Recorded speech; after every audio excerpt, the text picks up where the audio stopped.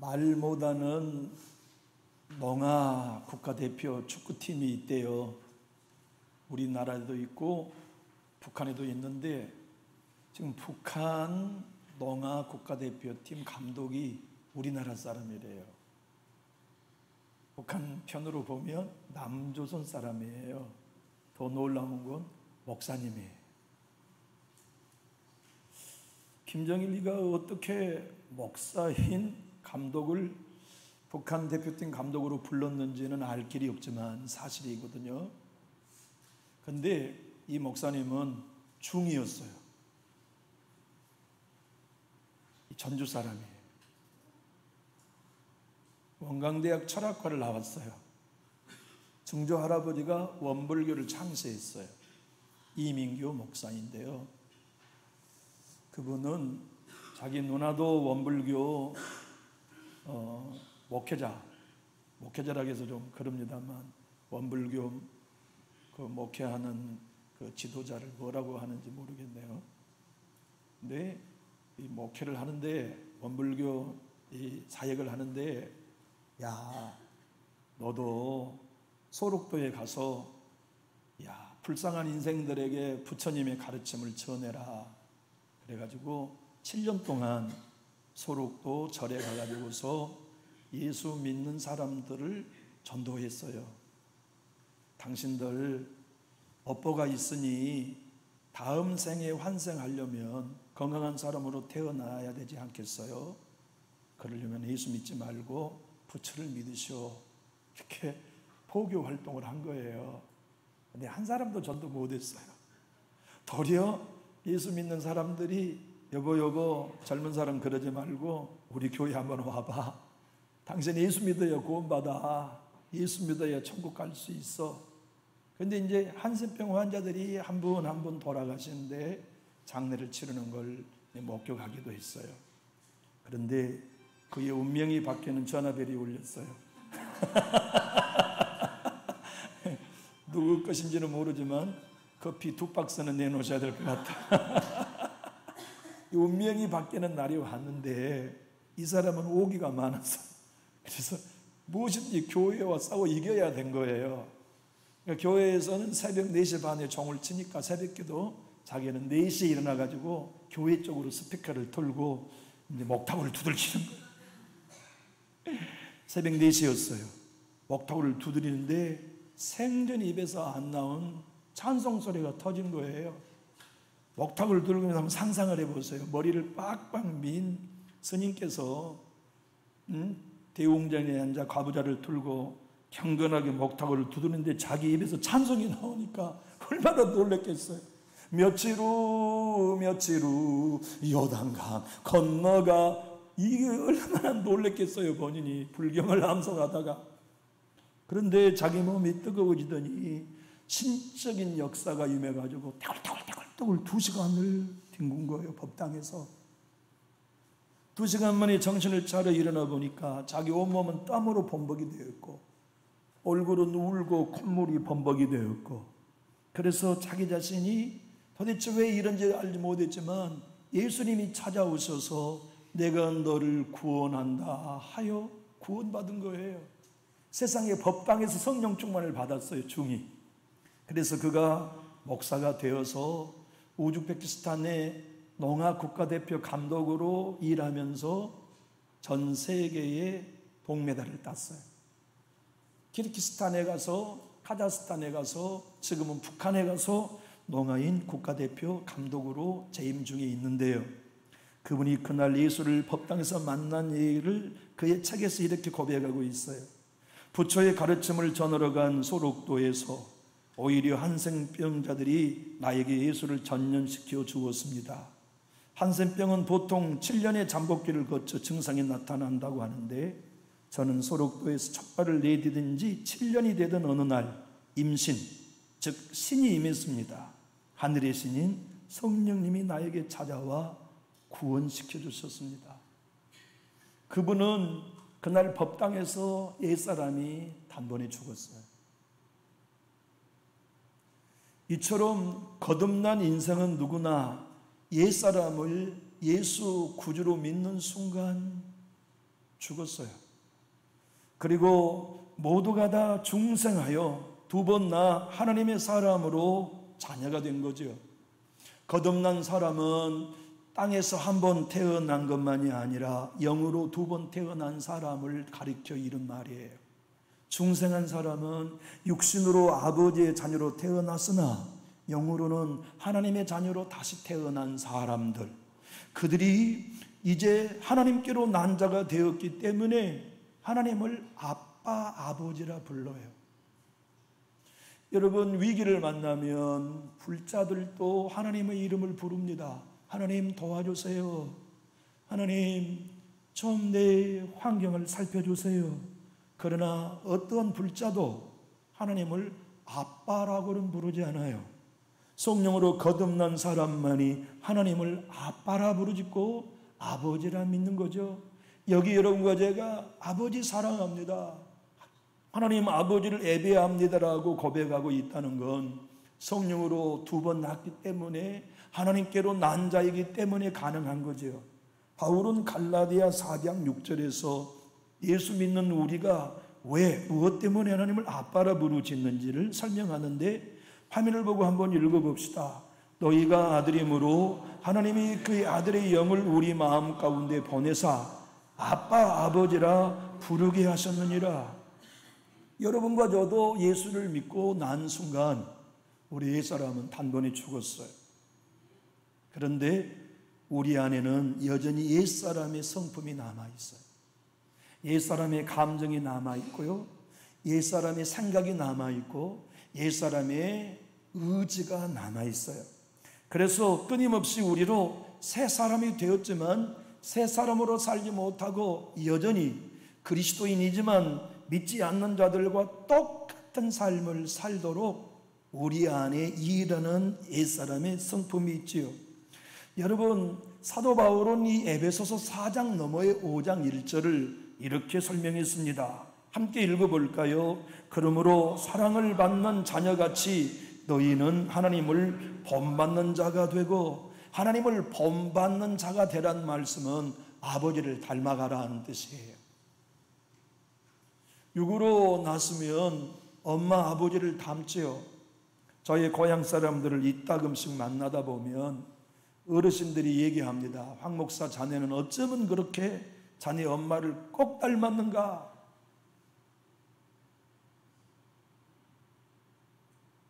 오늘 이 5장 1절을 쉬운 성경 번역본은 이렇게 번역해 두었는데요, 우리 큰 소리로 한번 읽어보기로 해요.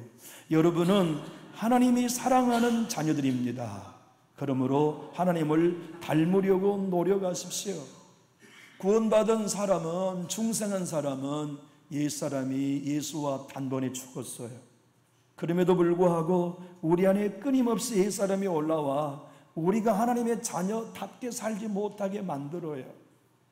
여기 오늘 본문의 말씀을 통하여 그대가 진정 예수님을 만나 거듭났는가? 예수님과 함께 옛사람이 연합하여 죽었고 예수님의 부활과 연합하여 새사람이 되었는가? 그렇다면 옛사람을 벗어버리고 새사람을 입으시오. 이 새사람을 입으시오, 그 말씀은 이런 뜻입니다. 하나님 자녀답게 행동하십시오. 하나님 자녀답게 말하십시오. 하나님 자녀답게 인생을 살아가십시오 하는 뜻이에요. 저는 말이죠, 제 자녀들이 저희 집에 오면 가르치지도 않았는데 어쩌면 저를 그렇게 닮았는지 몰라요. 여러분, 두 다리를 딱 펴고 주무신 게 편합니까? 다리 하나를 다른 다리에 올리고 주무신 게 편합니까? 생각해 보세요. 저는요, 잠을 잘 때 왼 무릎을 이렇게 세우고 오른발을 그 위에 걸쳐놓고 자야 편합니다. 일반적으로 두 다리를 쫙 펴고 자야 편하잖아요. 근데 저는 무릎을 세우고 오른발을 거기다 올려놓고 자야 편해요. 그런데 제 아들들이 우리 집에 와서 자는 걸 보면 똑같이 하고 자요. 얘들아, 이렇게 해야 편하다 말한 적도 없어요. 그러잖아요. 여러분들이 생각할 때 얼마나 불편해. 아니, 두 다리 쭉 뻗고 그냥 편안히 자지 왜 다리를 하나를 구부려 가지고 다리 하나를 올려놓고 자? 얼마나 불편해. 근데 그게 유전이에요, 유전. 이게 메커니즘이에요. 우리 아이들도 그렇게 자야 편하대요. 우리 큰딸은요, 문제를 만나면 팔딱팔딱 뛰어요. 그 아이를 보면서 너는 어쩌면 나를 그렇게 닮았냐. 우리 큰아들은요, 이번에도 가만히 보니까 훈련소에 가서 훈련하면서 세상에 거기를 군대가 아니니까 PX로 가기도 뭐라고 하여간 PX에서 올 때마다 매주마다 이것저것을 사다가 아는 지인에게 나눠주느라고 바빠요. 저가 아버지를 닮았어요. 저가 아버지가 누군지 모르겠어요. 자녀는 이렇게 누가 이렇게 따라하라고 하지 않아도 닮아요. 우리가 하나님께로 난 자라면 하나님 아버지를 닮게 되어 있어요. 그런데 그 하나님을 닮아가는 삶이 하나님의 나라를 사는 거거든요. 하나님을 닮아갈 때, 그 삶을 살아갈 때 예수의 향기가 나요. 우리가 아빠 하나님을 닮아가는 성품 새 사람으로 살아갈 때 전도가 돼요. 여러분, 사람들이, 불신자들이 우리를 보고 매력을 느낄까요? 예수 믿는 우리들의 말하는 것, 행동하는 것, 인간관계하는 것, 돈 쓴 것을 보면서 매력을 느끼면 그들이 쇠붙이가 자석에 달라붙는 것처럼 우리의 전도에 달라붙게 되어 있어요. 나도 네가 믿는 매력적인 예수 믿고 싶고, 나도 너처럼 매력적인 사람이 되고 싶어 하는 게 왜 인생 누구인들 꿈꾸지 않겠습니까? 사도 바울은 에베소 교회 성도들에게와 우리들에게 말씀하심이 옛사람은 죽었다. 그런데 끊임없이 올라오는 옛사람을 날마다 벗는 일은 성도 모두가 해야 할 일이다. 왜냐? 옛사람을 벗어야만 새 사람을 입을 수 있기 때문이다. 새 사람으로 말할 수 있고, 새 사람으로 행동할 수 있고, 새 사람으로 교제할 수 있고, 새 사람으로 신앙할 수 있는 것, 그것이 곧 우리가 이 땅에서 하나님께 영광 돌릴 수 있는 일이죠. 목사님 저나 성도 여러분들이 야, 저분은 예수 믿는 분 같아, 저분은 예수 믿는 향기가 나, 야, 저분은 진짜 성령의 사람이라는 게 느껴져, 이런 얘기 우리가 듣고 산다면 성공한 인생 아닐까요? 바울은 오늘 구체적으로 말합니다. 옛사람을 벗고 새사람을 입는다는 것은 25절에서 거짓을 버리는 거다. 이웃들과 교제할 때 참된 것을 말하는 것, 그것이 새사람을 입는 거다. 어떤 경우에는 나는 거짓을 말하지 않아. 이웃들과 함께 더불어서 나는 다른 일들에 대하여 참된 사실만을 말할 거야. 그렇게 결정하며 살아가는 것이 새 사람을 입는 거요, 하나님을 닮아가는 신앙이라는 거죠. 26절에는 분을 내어도 죄를 짓지 말고 해가 지도록 품을 품지 않고 사는 것, 그것이 새 사람을 입는 거예요. 여러분, 분노는요 죄 아닙니다. 잘못되고 불의한 사실을 볼 때 분노하지 않을 사람이 어디 있어요? 그런데 분노함으로 죄 짓지 않는 것이 중요하다는 걸 바울은 말씀해요. 그리고 해가 지도록 분을 품지 않는 것이 새 사람으로 살아가는 일에 매우 중요하다. 왜냐? 마귀가 잠을 자는 순간에 틈탄다. 여러분, 우리는 잠을 자도요 마귀는 안 잡니다. 꿈속에서 하나님이 일하실 수 있다면 마귀도 꿈속에서 일할 수 있어요. 그건 주님의 가르침입니다. 우리 주님이 비유로 말씀하셨어요. 주인이 밭에 좋은 씨앗을 뿌렸어요. 그런데 다음날 종들이 밭에 가보니까 가라지 씨가 자라났어요. 그래서 종들이 주인께 물어봅니다. 주인님, 우리가 좋은 씨를 뿌리지 않았습니까? 그런데 왜 가라지가 이렇게 납니까? 가만두어라. 원수 사탄이 밤새도록 가라지를 뿌렸다. 여러분, 분노를 품으면요 자는 사이에 이 사탄이 일합니다. 틈을 타요. 그래서 우리를 뭐하게 하냐면 새 사람으로 살지 못하게 만들어. 여기 예배당에 나오면서도 분노를 풀지 않고 교회에 나오는 성도가 있었을까요? 여기 교회를 신앙하면서도 여전히 강팍하고 굳어있는 마음을 가지고 예배하는 신자가 있다면 곤란합니다. 왜냐하면 틈이 있어서 진리의 영보다 사탄이 틈타기가 쉽기 때문이에요. 여러분, 아마도 우리 김영신 안수 집사님 댁은 지네가 있을지 모르겠어요. 왜냐하면 들녘에 있는 댁이니까. 저는 목회하면서요, 원 없이 진례에게 물려봤어요. 손목회했잖아요. 산에 있는 교회에서 목회했잖아요. 독사가요, 여름이면 사택 신발 벗는 데까지 들어와요. 산속에 있는 교회니까 그럴 수밖에요. 그것들이 들어와서 이 진해가 한번 물면 소리가 납니다. 진해가 사람을 물면요, 소리가 나요. 어떤 소리가 나냐면 조금 과장을 보태면 사람이 사과를 묶고 슥 뜯는 것처럼 진해가 사람을 물면 소리가 납니다. 그래서 이렇게 부어요. 그 통증은 말할 수가 없어요. 우리 큰딸이 젖먹일 때 진해에 물렸어요. 세상에. 아무리 단속을 해도 이 진해를 잡을 길이 없어요. 왜냐하면 집에는 틈이 있기 때문에 그래요. 하나님과 우리 사이의 틈, 목사와 성도 사이의 틈, 성도와 성도의 사이에 틈이 있을 수 있지요. 그런데 그 틈이 있을 때 마귀가 틈타요. 그래서 우리들로 말미암아 어떻게 하느냐? 오늘 본문 28절은 도둑질하는 자는 도둑질하지 말라. 가난한 자에게는 구제할 것이 있도록 수고하고 선한 일을 힘쓰라. 그리고 29절은 더러운 말을 하지 말고 입 밖에는 어떠한 악한 말을 하지 말고 독을 세우는 선한 말을 하라. 듣는 자에게 은혜를 끼치게 하라. 하나님의 성령을 근심하게 하지 말라. 모든 악독과 노함과 분노과 고함치는 것과 가시다친 말과 비방하는 말과 모든 악의를 버려라. 그리고 서로 친절하게 하며 불쌍히 여기며 서로 용서하기를 하나님이 그리스도 안에서 너희를 용서하심 같이 하라 하고 하시지만 마귀가 틈을 타면 이게 안 됩니다. 이 마음이 굳어져서 절대 안 돼요. 신앙하는 예수 믿는 사람들이 옛사람을 벗어야 하는 이유는 그 때문입니다.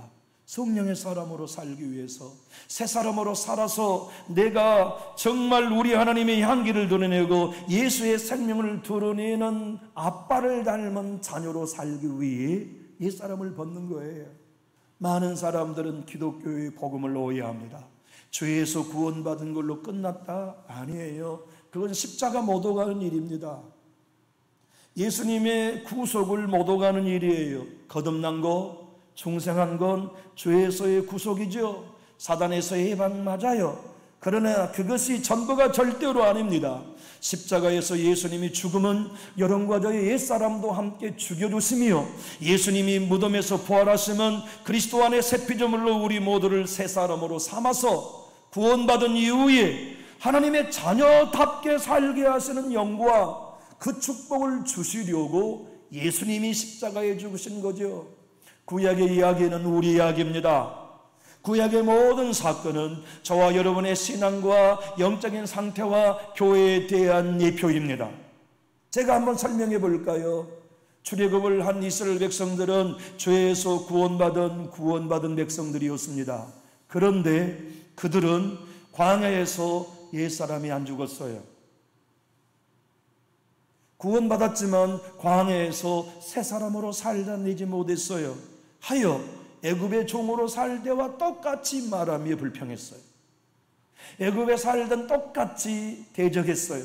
애굽에 살던 똑같은 옛사람의 성품으로 불평하며 하나님이 주신 은혜들을 도리어 원망하며 살았죠. 그래서 그들은 가나안 땅에 들어지 못하고 광야에서 엎드려진 거지요. 오늘날 구원받은 대부분의 그리스도인들은 교회에 다니는 것을 그리스도인으로 생각하지만 그렇지 않아요. 그리스도인이란 어떤 사람입니까? 내가 옛사람이 예수님과 함께 죽었고 예수님과 함께 새 사람으로 거듭났기 때문에 내 모든 언행을 옛사람을 벗고 새 사람을 입기 위해 성도답게 살아가는 삶, 그게 기독교인의 삶이에요. 세상은 그런 기독교인을 보고 싶어 합니다. 세상이 그런 기독교인을 본다면 그들은 교회에 더 이상 돌을 던지지 않을 거예요. 교회 안에 목사와 성도가 말하는 것과 행하는 것이 악담이 아니고 악의가 아니고 비방이 아니요 가시돋친 말이 아니요 거짓말이 아니요 도둑질이 아니며 용서하지 못하고 원한을 품은 채 분노하며 살아가는 모습, 나는 질린다 너희들을 통해서. 왜 예수 믿고 교회 다니는 사람들이 더하냐? 너희들이 진짜 서로 불쌍히 여기는 걸 보여만 준다면 난 네가 믿는 예수 믿고 싶다. 너희들이 서로 불쌍히 여길 줄만 안다면 서로 분노하는 걸 멈추고 굳은 마음을 제거하여 예수로 옷 입는 신앙 사는 걸 너희가 보여준다면 나는 네가 출석하는 교회에 기꺼이 갈 용의가 있다. 세상 사람도 그들의 구원을 다들 필요로 하고 있잖아요. 사도 바울은 골로새 교회 3장 9절로 10절에 이렇게 여러분과 저에게 신자가 뭐냐? 신자는 지식에까지 새롭게 하심을 입은 사람이다. 그게 거듭난 그리스도인이라고 설명합니다. 한번 읽어볼까요? 너희가 서로 거짓말을 하지 말라. 옛사람과 그 행위를 벗어버리고 새 사람을 입었으니 이는 자기의 창조하신 이 형상을 따라 지식에까지 새롭게 하심을 입은 자니라. 야, 내가 왜 이렇게 악한 마음으로 이 악한 감정을 풀지 못하지? 거듭난 사람은 생각합니다. 거듭나지 않는 사람은 그것에 대해 생각하지 않아요. 그걸 정상으로 여기며 거듭 감각 없는 자로 삽니다. 그리고 계속 다른 사람을 비난하고 자기를 몰라요. 자기를 못 봐요. 자신을 볼 줄 몰라요. 하여 옛사람으로 산다는 걸 바울은 갈라디아 3장 27절에 새사람으로 산다는 걸 이렇게 설명합니다. 함께 읽어볼까요? 그런즉 그리스도와 합하기 위하여 침례를 받은 자는 그리스도로 옷 입었느니라. 새사람으로 사는 건 예수 옷 입고 사는 거예요. 우리 남준육교회를 출석한 여러분, 여러분의 마음을 한번 살펴보십시오. 여러분의 마음에는 악한 감정 없나요? 분노의 마음 다 십자가에 털어버리신 게 맞나요?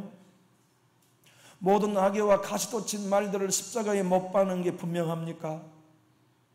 용서되지 아니하는 사람이 내 안에 있어서 교회만 오면 불편하여 먹는 것도 제하는 것 다 십자가에 못 박았나요? 그리고 어떤 누구를 만나도 난 편해, 난 교제할 수 있어, 불쌍히 여기며 서로 용납할 수 있는 신앙으로 살아가나요? 그렇게 살아가는 얘는 옛사람 벗은 겁니다. 그 사람은 아빠 하나님을 닮아가기 위하여 노력하는 겁니다. 그 사람은 자기 옛사람의 행위를 벗어버리고 새사람을 입어 지식에까지 새롭게 함을 입어서 생각하며 사는 거죠. 신앙이란 생각하는 겁니다. 예수 믿고 주님 성숙된 신앙으로 살아간다는 건 내 감정을 분별하는 거예요. 내 떠오르는 모든 생각들이 이것이 하나님적인 건지 마귀적인 건지를 분별하여 버릴 것을 버리고 취할 것을 취할 줄 아는 사람은 거듭난 사람만이 할 수 있어요. 바울은 오늘 옛사람으로 산다는 것을 허망함이라고 설명합니다. 허망함이란 헬라어는 낭비한다는 뜻입니다. 세월을 낭비한다. 여러분, 이런 사람 나 많이 만나보았어요. 나 재밌게 세상 마음대로 살다가 술 먹고 노름하고 마음대로 살다가 죽을 때 예수를 영접하고 천국 가면 되지 않소? 그런데 거기는 문제가 많아요. 죽을 날을 우리는 모른다는 데 있고, 두 번째는 신앙이란 그런 게 아닙니다. 구원은 천국 가기 위해 얻는 거지만 구원받은 자로서 이 땅에 예수의 제자로 하나님의 자녀답게 사는 시간을 벌기 위해 예수 믿는 거예요. 만약에 어떤 인생이 호송세월을 했다, 그 얘기는 예수 닮는 삶을 안 살아본 게 세월을 낭비한 것입니다. 그것이 옛사람으로 살아가는 허망이라는 헬라 원어의 뜻입니다. 옛사람으로 살면 총명이 어두워져 있어요. 제 말이 아니라 오늘 바울이 말씀한 에베소 4장의 17절 이후의 얘기입니다. 성명이 어두워졌다는 얘기는 감각이 어두워져 덮어있는 상태로서 말씀을 들어도 이해가 안 돼요. 복음을 들어도 도대체 이 말이 무슨 말인지 이해가 안 돼요. 왜냐하면 딱딱한 갑옷이 마음을 덮고 있기 때문에. 그래서 그는 무지해요. 무지하다는 뜻이 무엇입니까? 하나님에 대해 몰라요. 여러분, 하나님을 알아가면 또 하나 알아지는 게 납니다. 다시 한번 말씀하지만 신앙이란 하나님을 알아가는 지식과 나를 알아가는 지식의 과정입니다. 하나님이 전능하심을 알아갈수록 나는 무능함을 압니다.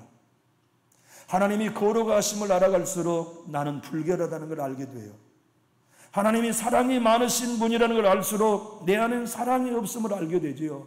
그래서 옛사람으로 사는 건 하나님에 대해 무지하고 자신에 대해 무지해요. 그래서 나는 착해요, 나는 좋은 사람이에요, 나는 의로운 사람이에요, 나는 발라요. 모든 게 다른 사람이 틀렸다고 생각하며 살아가는 게 뭡니까? 생각과 지식이 새 지식으로 거듭나지 않아서 그래요. 그는 완고한 마음, 그래서 굳어있는 마음의 상태로 하나님과 단절되어서 하나님의 생명에 떠나 살지요. 분리되어 살아요. 그는 감각 없는 자로 살아요. 자신을 방탕함에 방탕하며 더러운 욕심을 쫓아 행할 뿐만 아니라 무엇보다도 썩어져가는 구습을 쫓아 자기의 삶을 낭비해버려요. 여러분, 누가 주일에 한 번 예배당에 나와 있는 한 시간이 그리스도의 삶이라고 말하던가요? 그건 그리스도의 삶이 아닙니다. 그리스도의 삶은 교회에 나와 예배하고 돌아간 남은 시간에 옛사람을 벗고 새 사람으로 살아내는 것이 그리스도인의 삶입니다. 그것이 참다운 성도의 삶이에요. 그렇게 살아내는 사람이 하나님 아빠를 닮아가며 하나님을 아버지라 부르기에 합당한 새 사람이 맞지요. 옥스퍼드 주석은 오늘 보면 옛사람과 새사람을 이렇게 설명합니다. 옛사람은 거듭나기 전에 자신의 정욕의 욕심을 따라 살아가는 옛자아를 의미하며, 새사람은 성령으로 거듭나서 의와 진리의 거룩함으로 지으심을 받은 새로운 자아를 의미한다. 여러분, 진짜 예수를 믿고 내가 옛사람을 벗어 새사람으로 살아가는 사람은요, 십자가 앞에 섭니다. 그래서 내게 올라오는 옛사람이 올라올 때마다 그것을 부인하고 이제는 내가 예수의 생명으로 살 길을 합당히 결정하면서 내 말이 새사람으로 살래, 내 행동이 새사람으로 살래, 내가 말씀 앞에 굳은 마음으로 신앙하지 않을래, 감각 없는 자로 살아가지 않을래, 악독과 비방과 거치는 말을 더 이상 하지 않고 은혜의 말을 할래, 생명의 말을 할래, 영납의 말을 할래, 용서의 말을 할래. 이제는 나는 새 사람으로 살 거야, 난 하나님의 자녀라고 고백하며 살아내는 것, 그것이 그리스도인의 삶입니다. 그렇게 살면서 예배당에 나와 하나님을 섬김에 예배하는 삶이 하나님이 기뻐하는 예배요, 영과 진리로 예배할 수 있는 참다운 성도들의 예배이지요. 이 예배가 여러분의 예배가 될 수 있기를 예수님 이름으로 축복합니다. 우리의 짧은 인생 허송세월하지 말고 옛사람을 벗고 새사람으로 살아 내 말이 아버지 하나님을 닮을 수 있는 신자 여러분 되보십시다. 내 행동이 예수님을 닮아가고 하나님을 닮아가는 진짜 그리스도인으로 우리 신앙하여서 우리 안에 막힌담이 없는 교회, 우리 안에 서로 원수 맺음이 없는 교회, 우리 안에 옛사람이 더 이상 활개하지 아니하고 새사람으로 예수님을 닮아가는 우리 공동체가 되기 원하시면 우리 큰 소리로 아멘 하실까요? 나는 그렇게 목회하고 싶습니다. 나는 그렇게 목회하다 이 강단에 선택하고 싶습니다. 나는 그렇게 하다 제 삶을 마치고 싶습니다. 이번에 세미나를 하면서 충신교회 목사님 많은 사랑을 받았습니다. 그리고 자기소개를 하는 공석에서 저는 이렇게 저를 소개했습니다. 저는 매사에 오늘 이 문제를 은퇴할 시점에서 보자 하고 삽니다. 저는 매사에 이 일을 내가 죽을 때를 염두에 두며 결정하자고 생각하며 삽니다. 은퇴할 때 15년은 그때 내가 사랑했어야 했는데 후회하지 않을 것입니다. 나는 오늘 은퇴할 때 정말 나는 하나님의 말씀대로 살았습니다라고 은퇴할 수 있도록 오늘 사랑할 것입니다. 오늘 용서할 것입니다. 오늘 용납할 것입니다. 오늘 예수의 제자로 살아갈 것입니다. 그게 언제나 제 자신에게 주입하는 진리의 기준입니다. 내가 은퇴할 때 후회하지 않으리라. 내가 죽을 때 후회하지 않으리라. 바울은 로마서 6장 6절에 이렇게 우리에게 가르칩니다. 크게 한번 읽어볼까요? 우리가 알거니와 우리 옛사람이 예수와 함께 십자가에 못 박힌 것은 죄의 몸이 죽어 다시는 우리가 죄에게 종노릇하지 아니하려 함이니 새 사람으로 사는 것은 더 이상 죄의 종으로 살지 않는 겁니다. 우리 안에 올라오는 옛사람이 주는 성품, 더 이상 말로 행위로 하지 않기로 결정하고 내 안에 계시는 성령님의 음성을 듣고 새 사람으로 살아내는 삶, 그게 예배자입니다. 그게 기독교인입니다. 그게 그리스도인이요, 그렇게 가르치고 그렇게 행하는 것이 교회입니다. 이민규 이분이 목사가 되었습니다. 중이었던 그가 목사가 되어 선교사가 되어 보니까 예수 믿는 사람들이 너무나 가짜나 보이기 시작했어요. 아니 어떻게 서운한 거 하나를 못 풀어, 이게 예수 믿는 사람들이. 자기는 불교 신자였잖아요. 아니 예수 믿는 사람들 진짜 웃긴다 이거. 어떻게 이렇게 돈에 인색할 수가 있지. 난 약국 다 팔아가지고 세상 부여 다 내려놓고 우리 내외가 선교사로 지금 나와 있는데 이 목사들 선교사를 왜 이렇게 돈에 인색해? 야, 이 사람들 왜 개의 범절이 없어? 우리 원불교 신자들은 이러지 않은데? 아니 이 사람들은 왜 두세 사람 모이면 서로 험담해? 우리 원불교 신자들은 그러지 않은데? 이렇게 비판하는 말이 계속 자기에는 올라온 거예요. 그는 법당에서 옛사람이 죽었지만 자기 안에 끊임없이 올라온 옛사람의 성품이 살아있다는 걸 아직 몰랐어요. 목사가 된 이후에도. 그러던 그가 요한복음을 읽으면서 놀랐어요. 성경이 자기 안에 쏙 들어와 버린 겁니다. 그리고 보니까 소경바디메오가 진리를 보지 못한 나 자신이라는 걸 알게 되었어요. 안진뱅이가 진리를 온전히 이해하지 못하는 나 자신이 영적인 안진뱅이인 게 보였어요.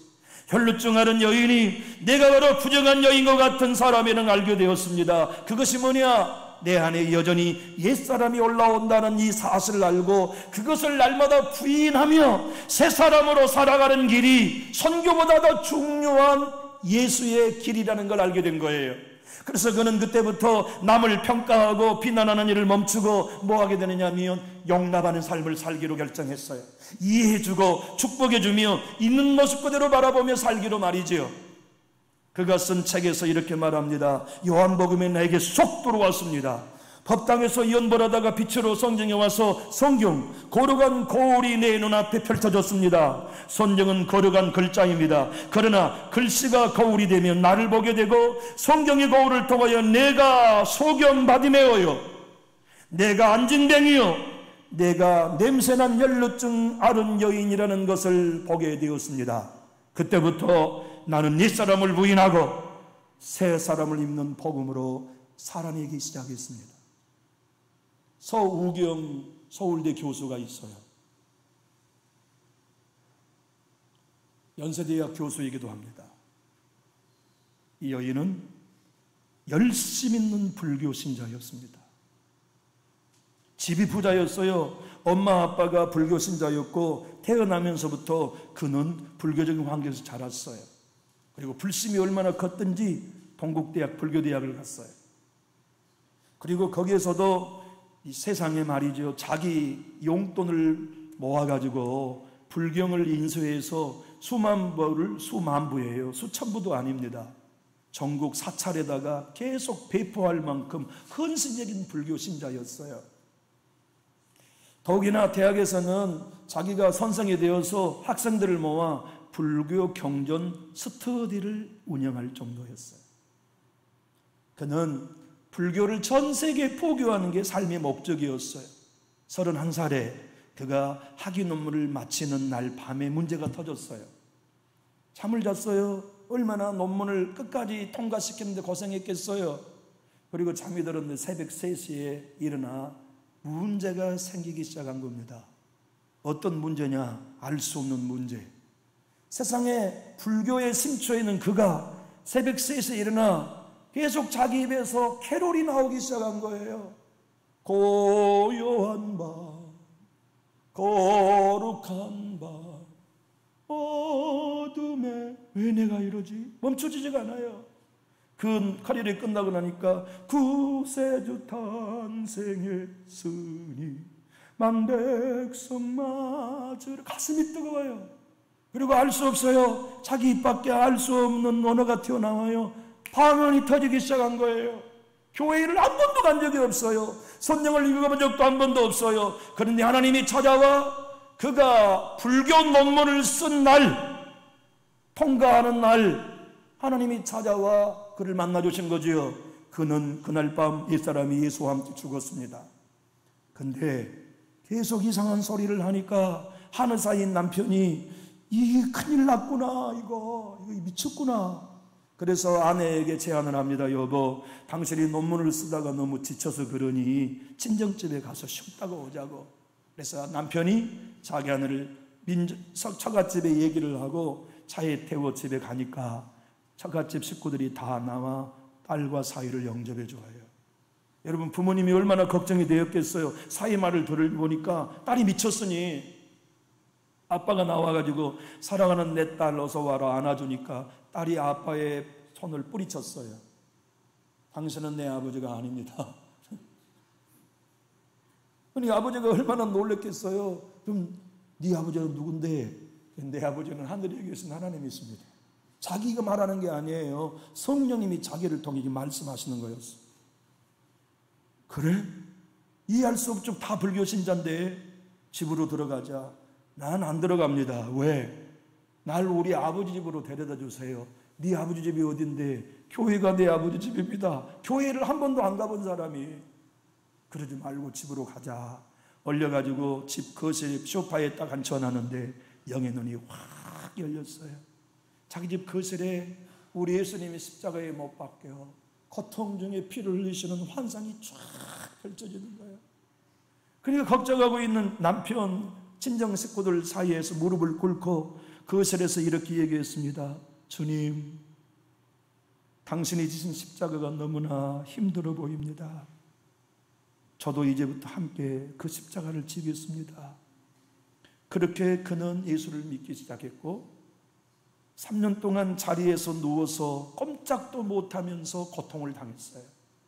그 이유는 예수의 십자가의 고통을 너도 알아봐라. 너도 맛보고 이 고통성이 있는 인생들을 곧 내가 다시 이 땅에 올 것인데 한 영혼이라도 더 구원하라고 주님이 그 여인을 구원해 주셨어요. 연대 연합신학대학원 교수로 지금 재임하고 계시고 서울대학의 교수로 계시는 그분이 이렇게 여러분과 저에게 고백하고 있습니다. 나는 하나님을 알기 전에 불교에 깊이 심취해 있었던 사람이었습니다. 한때는 불교를 세계에 포교하겠다는 마음으로 그쪽 방면에 대학을 졸업하고 논문까지를 썼던 불자였습니다. 그러나 이제는 그쪽의 이야기는 하고 싶지 않습니다. 그 또한 내게 많은 가르침을 주었고 사람들이 왜 그쪽의 진리를 찾는지 이해할 수 있는 소중한 시간은 되었습니다. 다만 분명한 것은 그곳에는 십자가가 없다는 것이요 예수 그리스도의 복음이 빠져있다는 것이 문제입니다. 나는 예수의 십자가보다 귀한 것이 없습니다.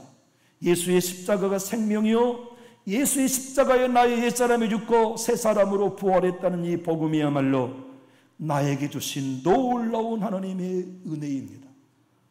그는 지금도 교수로 살면서 매일 고백하고 있습니다.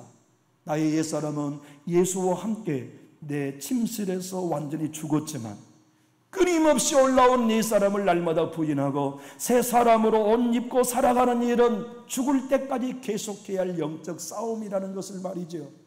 남준교회에 나와 신앙하는 여러분, 여러분의 옛사람은 여러분과 상관없습니다. 여러분과 아무런 관여되지 아니하는 생명입니다. 여러분이 그 생명에 고민할 필요도 없습니다. 왜냐하면 예수님이 십자가에서 단번에 죽이셨기 때문입니다. 그러나 우리 안에 올라오는 옛사람의 성품은 여러분과 제 자신이 벗어야 합니다. 누가 대신해 주는 거 아닙니다. 내게 비방하고 싶은 말이 올라올 때 멈추는 거예요. 험담하고 싶은 말이 올라올 때 멈추는 겁니다. 분노와 원수 맺은 감정을 풀지 않고 살아가는 그것을 정상으로 여기지 말고 회개하는 거예요. 그리고 뭐 하는 것입니까? 아버지를 닮아 부드러운 말을 하며 은혜 받은 삶을 살아가고 내가 주 안에서 새 생명이 되었다는 걸 인정하면서 지식에까지 새롭게 하심을 받음으로써 날마다 내가 죽고 예수로 사는 이 복음이 진짜 그리스도인으로 살아가게 하는 참된 복음입니다. 이 복음이 우리 교회의 복음이 되기 원하시면 우리 큰 소리로 아멘 하실까요? 저와 여러분이 예수 믿을 때 우리 옛사람으로 더 이상 믿지 맙시다. 옛사람을 훌훌 벗어 던져버리고 날마다 새 사람을 입어서 그리스도를 닮아가는, 아버지 하나님을 닮아가는 참된 교인들, 우리 교회 여러분과 제가 다 될 수 있기를 예수님 이름으로 축복합니다. 기도하겠습니다. 살아계신 하나님 아버지, 감사합니다. 우리가 얻은 구원은 극적이지 않다고 누가 말할 수 있겠습니까?